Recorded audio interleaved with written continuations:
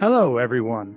Welcome to another installment of Driving Newfoundland. We bring you episode 10, where we head from New Perlican on Highway 70, then Highway 60, all the way to St. John's. We drive through Bay Roberts and Clark Beach. We then venture into Brigus and check out the Brigus Tunnel. We travel on the Conception Bay Highway through Conception Bay South. We then head through downtown St. John's and check out Signal Hill National Historic Site, with our final stop of the day in the quaint village of Quidi Vidi. So grab some snacks and jump into the passenger seat as we take you on another epic adventure. Travel plans to Newfoundland? Check out 9 other videos to help you decide and plan your trip. Have a question? Use the comment section below. Let us know your travels and please like, share, and subscribe. Let's get going. Enjoy.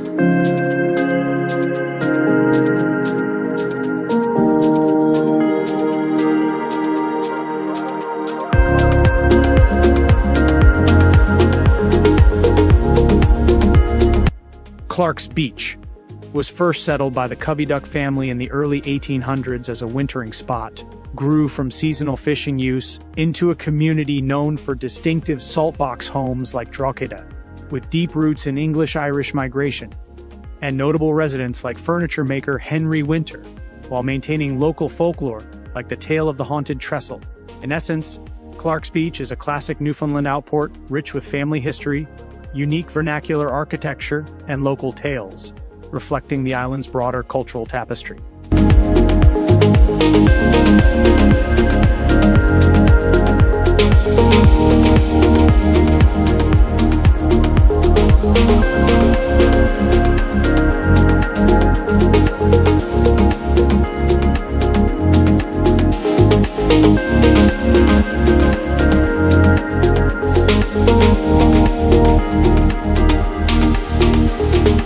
Cupid's is home to Canada's first English colony, established in 1610 by John Guy and 39 settlers from Bristol, England, making it one of North America's oldest European settlements.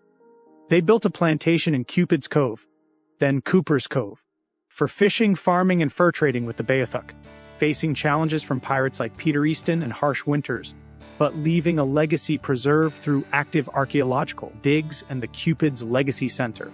The Cupid's Cove Plantation is an active dig site where artifacts revealing the settlers' lives are continuously uncovered. Cupid's Legacy Center, this museum and resource center, tells the story of the settlement, featuring family history archives and exhibits. The area offers hiking trails, the Perchance Theater, professional classical theater, and events like the Cooper's Cove Soiree, according to the town of Cupid's.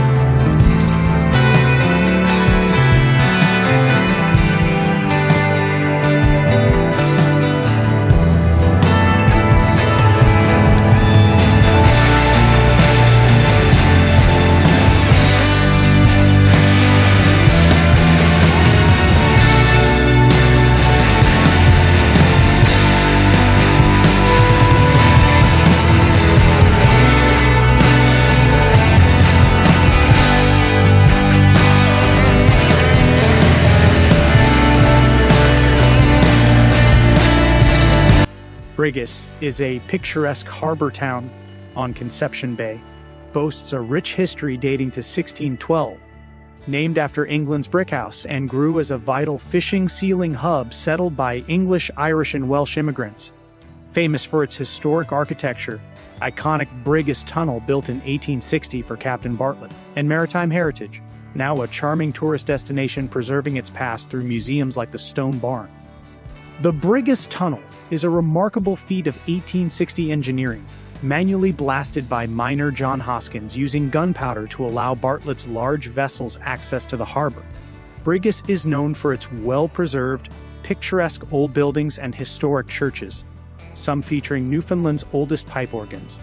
The Stone Barn Museum showcases Brigus's history, architecture, and maritime artifacts, operated by the local historical society.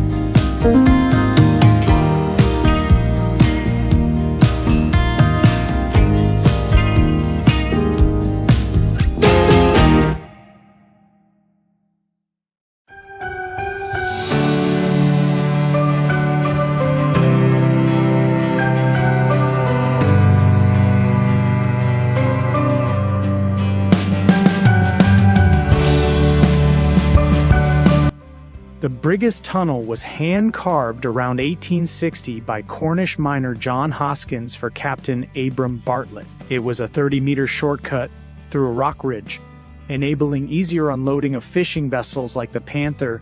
Used for about 50 years, it simplified the movement of fish and remains a historic landmark, despite myths about pirates, symbolizing Brigus's strong fishery past. It served its purpose for roughly 50 years, until around 1910.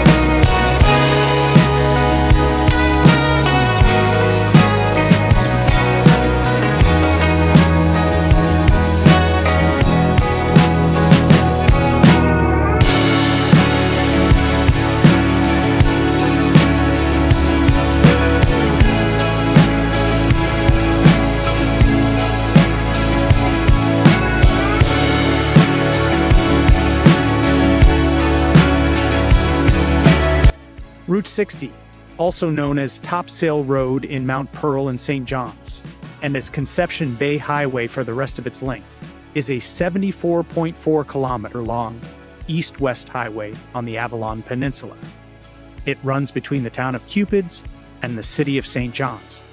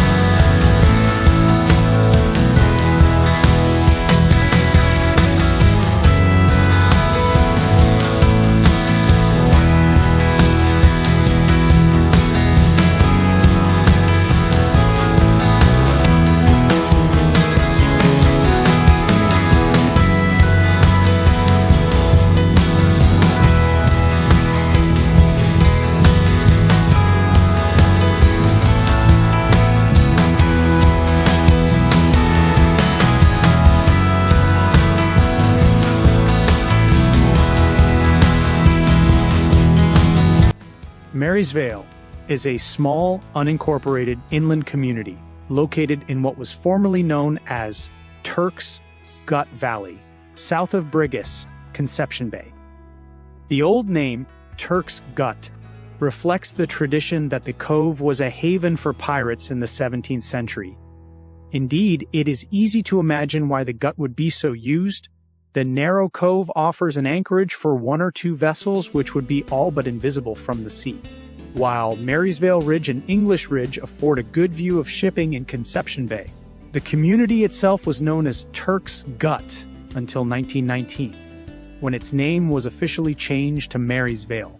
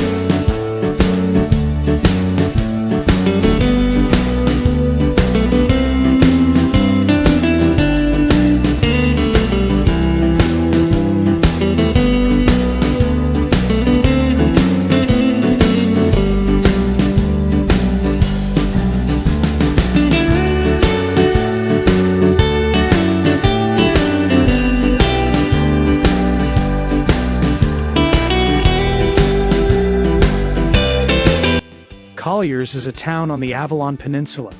It is in Division 1 on Conception Bay. According to the 2016 Statistics Canada census, the area had a population of 654, with 424 dwellings. Colliers was considered by John Guy and his associates as a preferred place for the first settlement in North America. The area that became known as Cooper's Cove, Cupid's, was chosen to great tragedy. If Colliers had been chosen, this tragedy might not have occurred. Thus, Colliers would have been the first permanent settlement in North America. Famous residents of Colliers include former Lieutenant Governor James A. McGrath, actor John Ryan, and musician Terry MacDonald.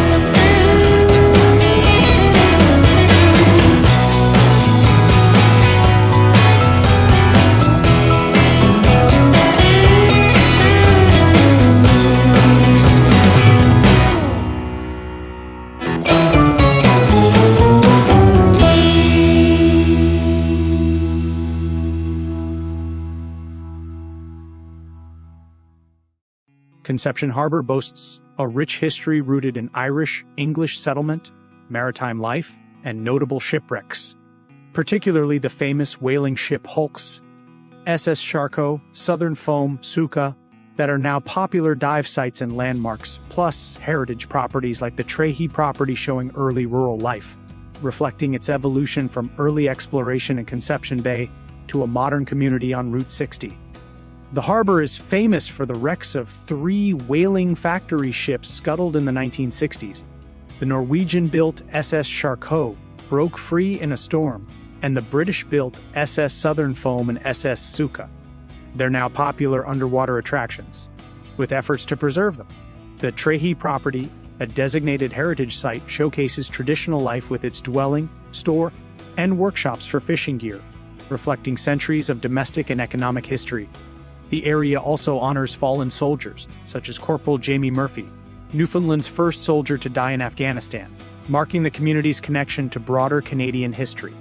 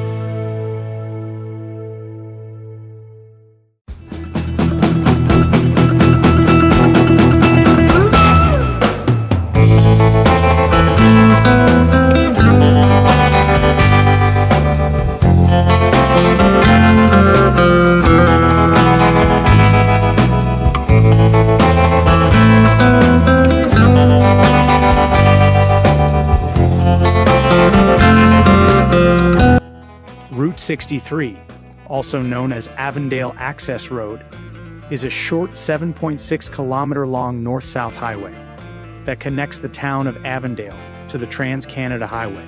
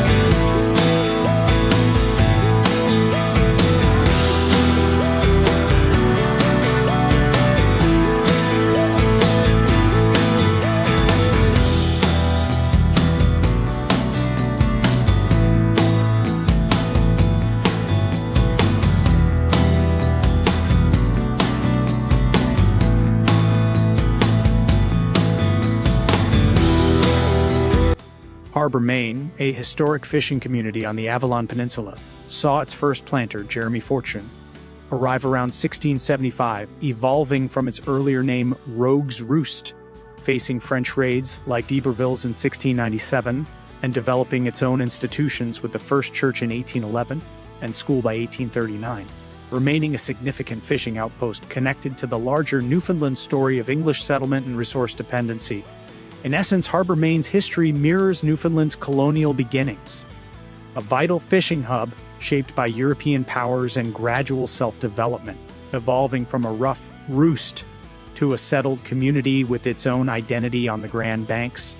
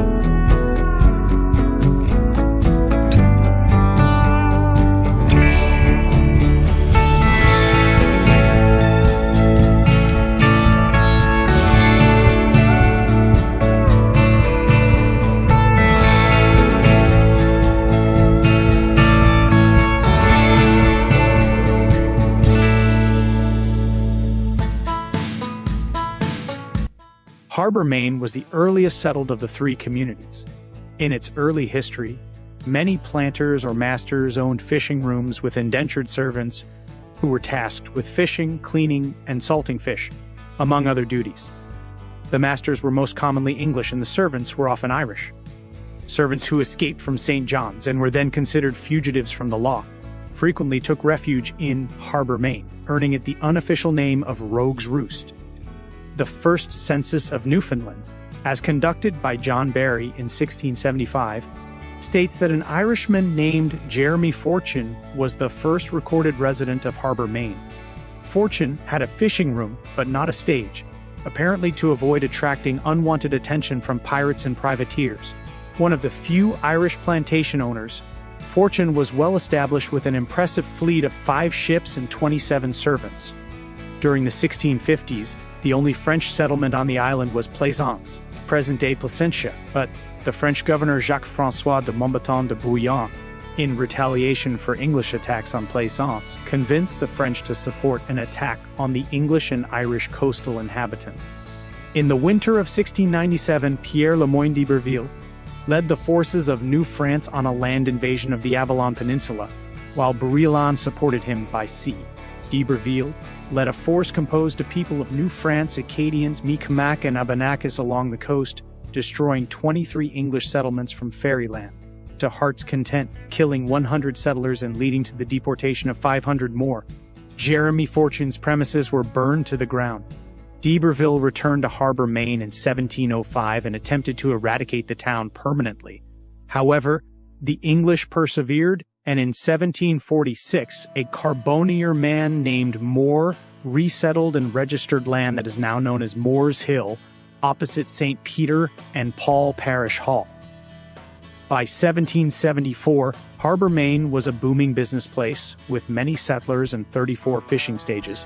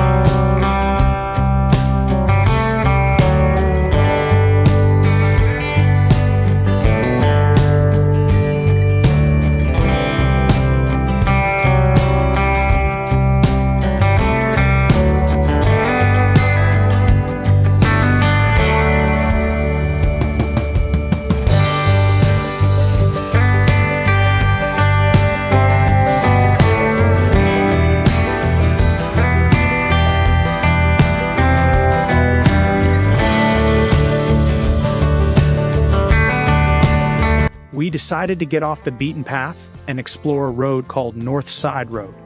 Enjoy this beautiful bypass road.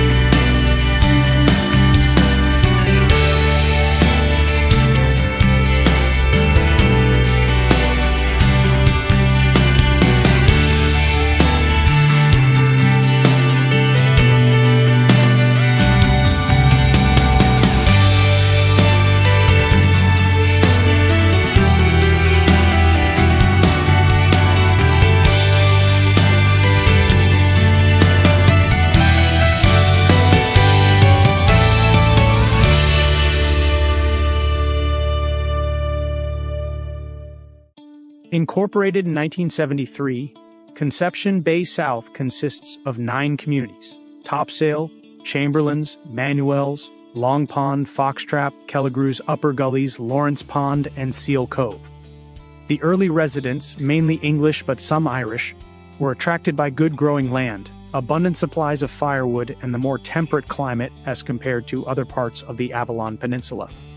Good communication with St. John's was established by road in the 1830s and strengthened in the 1880s with the arrival of the railway. Residents of Conception Bay South grew crops and raised cattle for the St. John's market, and St. John's residents established summer homes in Conception Bay South. Historic buildings, like the Geehan Building in Topsail, reflect its 19th century commercial and residential past.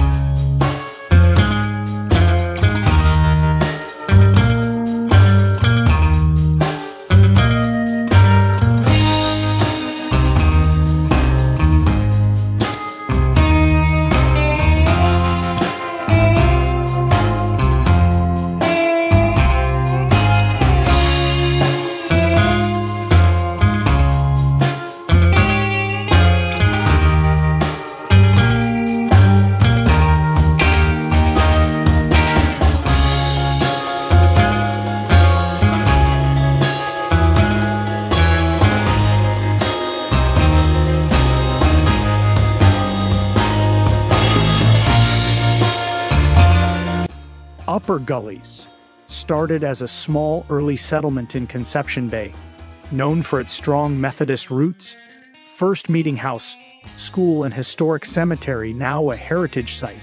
with family plots, Warford Hussey, dating back to the late 1800s. It eventually merged with other communities in 1973 to form the town of Conception, based south, retaining its distinct history through local landmarks like its United Church Cemetery, reflecting the area's evolution from distinct villages to a larger municipality.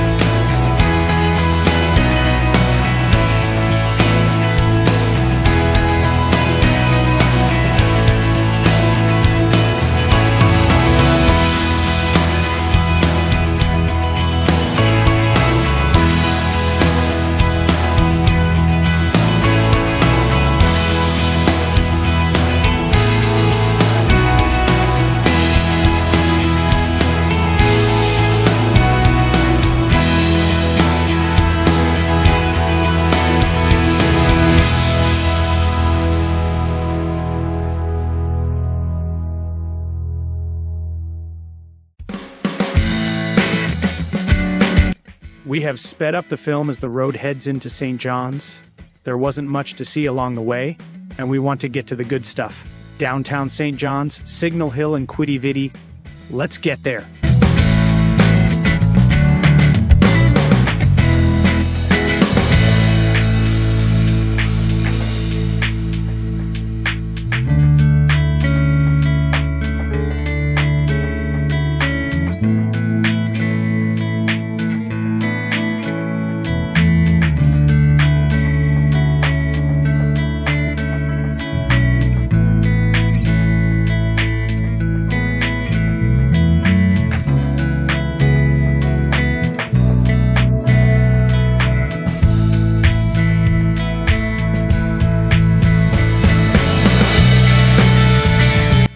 On the right, we go past the Railway Coastal Museum.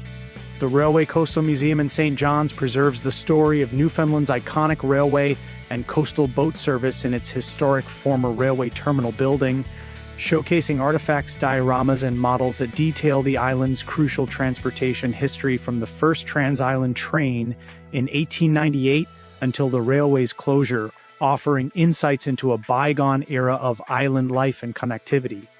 The museum is housed in the old Newfoundland Railway Terminal on Water Street, a significant hub for island transport built around 1901 to 1902.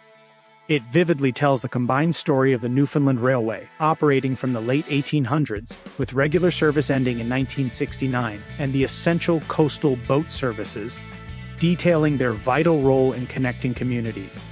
Visitors can explore professionally designed displays, including a large 1940s train diorama, ship models, a working model train, and numerous artifacts and facts about the railway's era. The museum celebrates the legendary Newfie Bullet, the first passenger train connecting St. John's to Port aux Basques, marking a major milestone in the province's development. The museum's existence is a testament to the importance of this now-defunct transportation system, offering a glimpse into a past where rail and sea were the lifelines of Newfoundland and Labrador.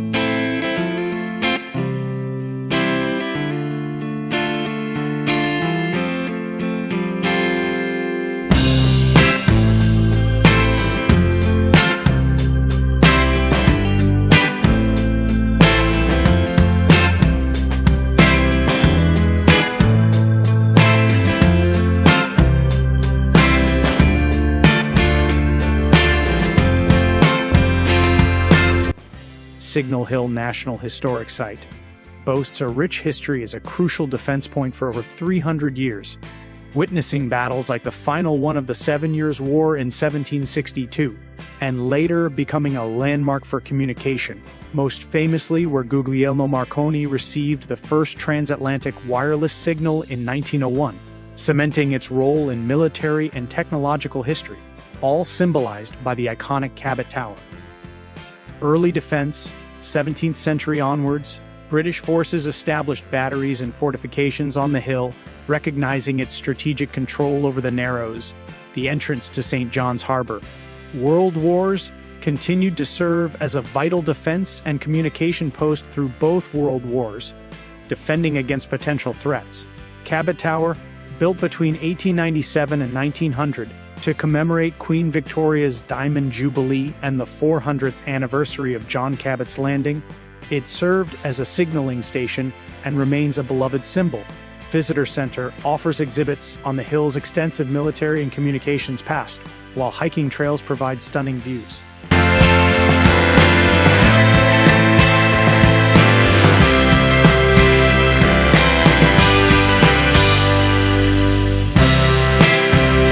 Quidi Vidi, a historic fishing village, dates back to around 1600 with English fishermen establishing seasonal camps, evolving into permanent homes by the mid-17th century. Some fishermen stayed through winters, eventually building homes and families, establishing it as one of North America's oldest fishing communities. The name's origin is debated, with theories linking it to French planters or meaning "what a beautiful sight," though pronounced Quidi Vidi locally. The French built the battery here in 1762. After the British took control, it became part of St. John's defenses, operating until 1870, and now a provincial historic site. Mard Cottage, a typical 19th century Irish immigrant home. This cottage, built 1820 to 1840, is a national historic site, reflecting the Southeast Irish influence. Quidi Vidi is known for its charming stages, Irish-English heritage, and strategic Quidi Vidi Battery, a British defense site, preserving its old-world fishing charm amidst modern additions like the Quidi Vidi Brewery. This concludes episode 10 of Driving Newfoundland. Thank you for jumping in the passenger seat. We hope you enjoyed this video, and if you did, please like, share, and subscribe. Have you been to Newfoundland? Let us know your adventure in the comments section below. Stay tuned for episode 11, our final journey before the long flight home. In our final adventure, we take you on Highway 11 to the Cape Spear Lighthouse. Then we take a stroll on Water Street, downtown Newfoundland, and check out the historic pubs. Once again, thank you for watching, and we will see you in the next video.